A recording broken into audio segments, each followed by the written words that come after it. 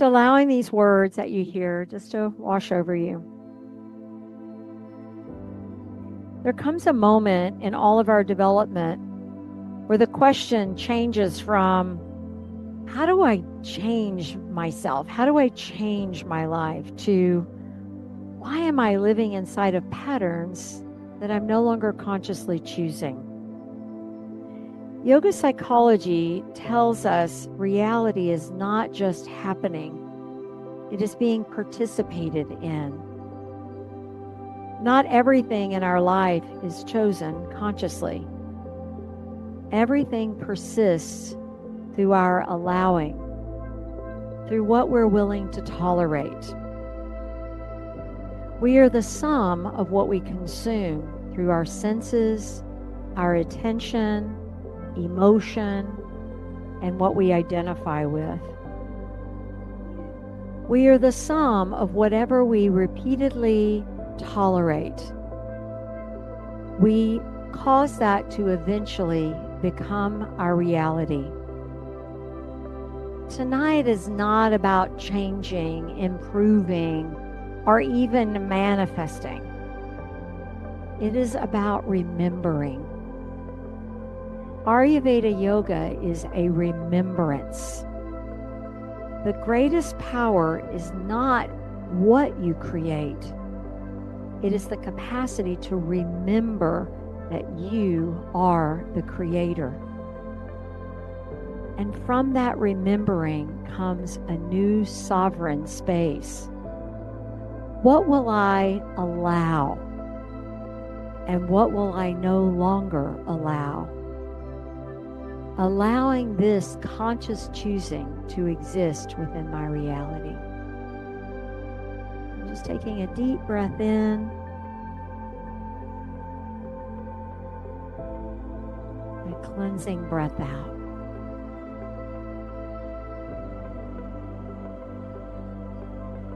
You know, it is a practice to develop that ability to raise the way we observe things. We've got to up-level the way we observe, our quality of observation. We're all experiencing a level of pain. We're experiencing serious levels of dehumanization.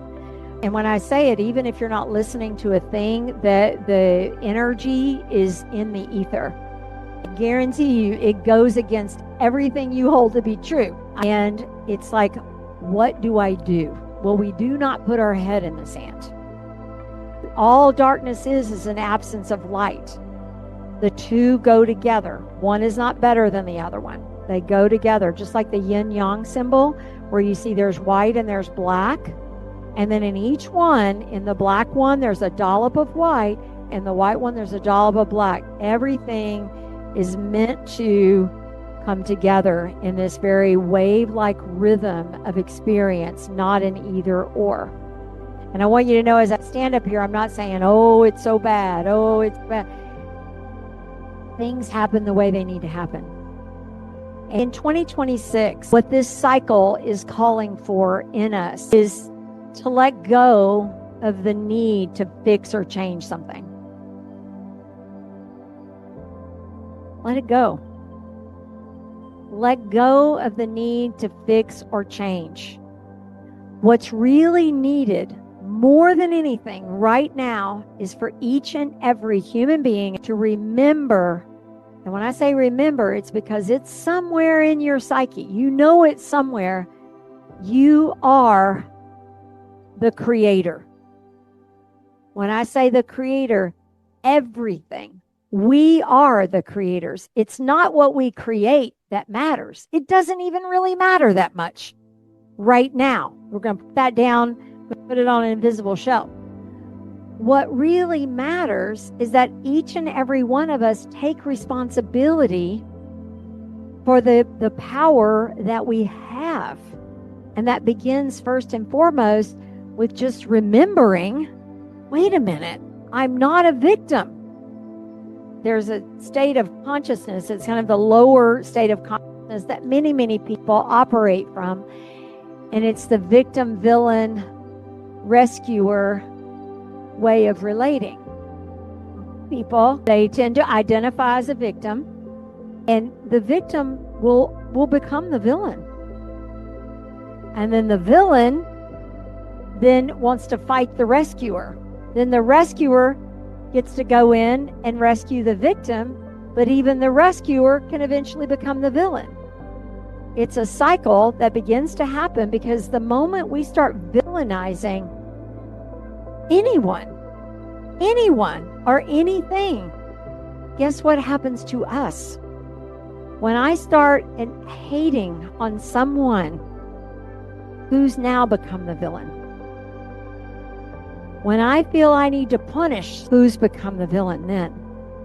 I'm not saying this is easy. I'm not even saying I've got any answers for you. We're all in this together. What I do know from experience is that the most harmonious place that I can reside is to understand what it means to take responsibility for being the creator in my life and what it means to be a contributing creator to the human species. A sustainable, thriving, flourishing. And it's not rescuing anyone. Now, granted, right, if somebody's like laying on the floor and they need us to give them CPR, we rush in and we give them CPR.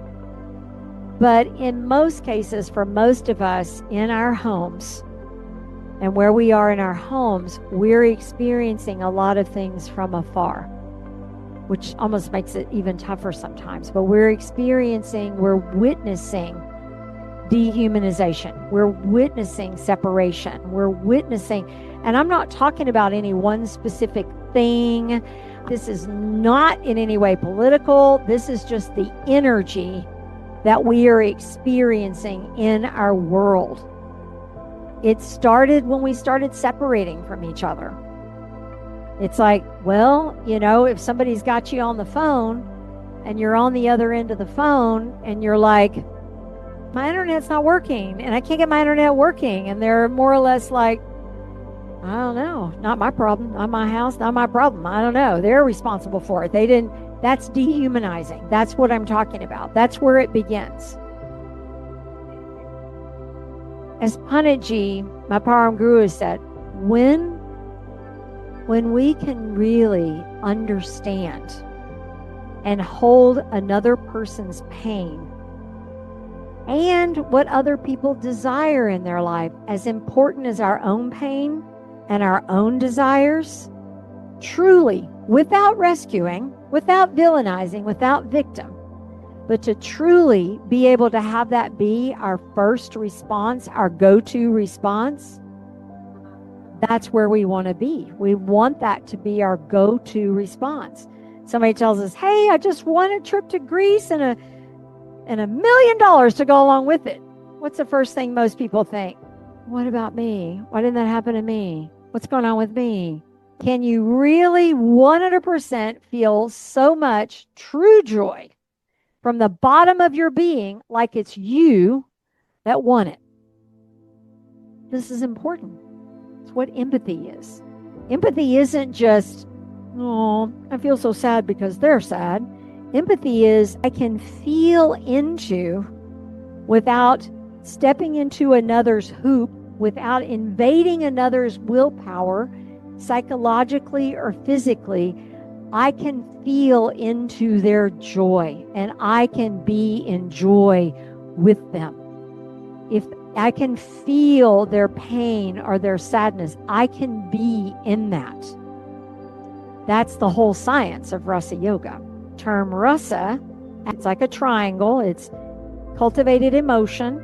It actually is the plasma of the body, the building blocks of the body, and it's the taste or the flavors from food to what we like to watch to what we consume. The term Rasa Yoga is the mastery of those things. We want to up-level our quality of how we digest and assimilate emotion, understand what that is. We want to up-level the quality of our tastes in life, our flavors, the things that we go for first.